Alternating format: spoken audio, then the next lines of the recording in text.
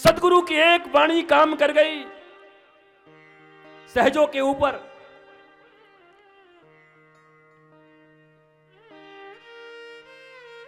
चरणदास सदगुरु मिले, सहजो शिष्य सुजान, एक शब्द में मिट गई जीवन की सारी खींचातान।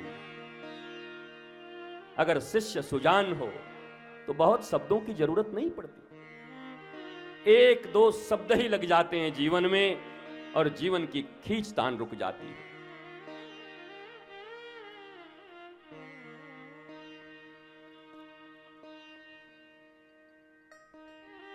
आत्मदेव को बेटा होना नहीं लिखा था, पर जब संत उसके जीवन में मिले, चाहता तो संत से जीवन में आनंद भी मांग सकता था कि हे संत देवता, हे गुरुजी, मेरे जीवन में आनंद दे दो। उसने क्या मांगा? नहीं, मुझे बेटा चाहिए। संत ने कहा, मैं तुम्हारे कपाल को पढ़ के कह सकता हूं, इस जन्म नहीं अगले 7 जन्म में भी तुम्हारा संतान सुख नहीं लिखा। आत्मदेव ने कहा, मुझे भी ये पता है, विधाता ने जो विधि लिख दी है उसको भगवान भी नहीं मिटा सकते, पर मुझे भी शास्त्रों से ज्ञात हुआ है कि गुरुदेव और संत चाहें तो विधाता के विधान को भी मिटा सकते हैं। मुझे बेटा चाहिए। अब वो जिद्द में था, जिद्द करोगे तो संत दे देंगे जो चाहोगे। भारतवर्ष के लोगों को पहले मांगना आता था, इसलिए श्रीमद् भागवत बन गए, 18 पुराण बन गए, उपनिषद बन गए, शास्त्र बन गए। अब मांगना ही नहीं आता। अगर गुरु से कुछ सीखना चाहते हो तो मांगना सीख लो। जो मांग लेकर आए हो वो मांग तुम्हें जीवन भर भिकमंगा बना के रखेगा। पर एक बार अगर गुरु से मांगना सीख गए, क्या मांगना है याद रखो, जीवन जैसा है इससे इतनी ऊंची उठ जाएगी, इतना आह्लाद, इतना आनंद, इतनी मस्ती आ जाएगी जीवन में। पर आज हर व्यक्ति आता है, प्रश्न भी पूछता है तो उत्तर सोच के आता है कि ऐसा ही उत्तर मिलेगा तो मैं संतुष्ट होऊंगा।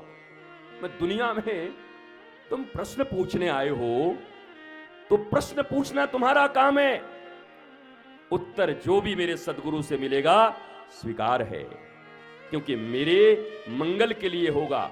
नारद जी विवाह करना चाहते थे मोहिनी से, भगवान ने ऐसा रूप बना लिया, राक्षस के घर में जन्म लेने वाले प्रहलाद को भी उनके मां ने चाहा तो भगवान का सबसे बड़ा भक्त बना दिया है।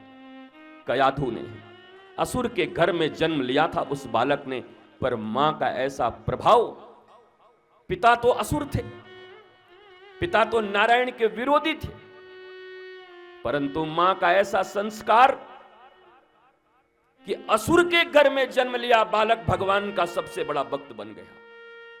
और 12 भागवत में प्रहलाद का नाम आता है। इस होल यूनिवर्स में 12 भागवत महापुरुष हैं, उनमें एक प्रहलाद है जिनका कुल असुर का है, खानदान असुर का है। हमारे आपके कुल तो असुर के नहीं है, हम तो मानव कुलीनता के साथ जन्म लिए हैं, फिर हमारी तुम्हारी ऐसी स्थिति क्यों है?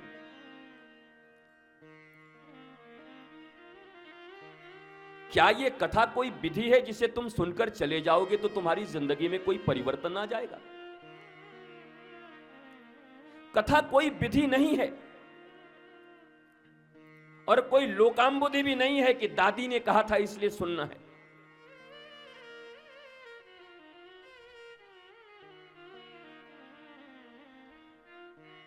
कथा तुम्हारे जीवन को सुंदर बनाने के लिए और तुम्हारे जीवन में सदा प्रसन्नता रखने के लिए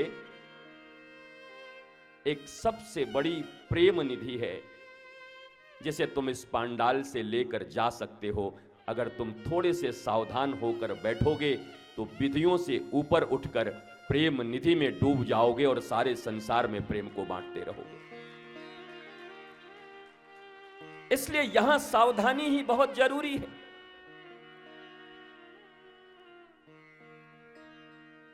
ये कोई तुम्हारे नागपुर के किसी सिनेमा हॉल मल्टीप्लेक्स का कोई मैटनी शो नहीं है जो 3 घंटे ही चलेगा।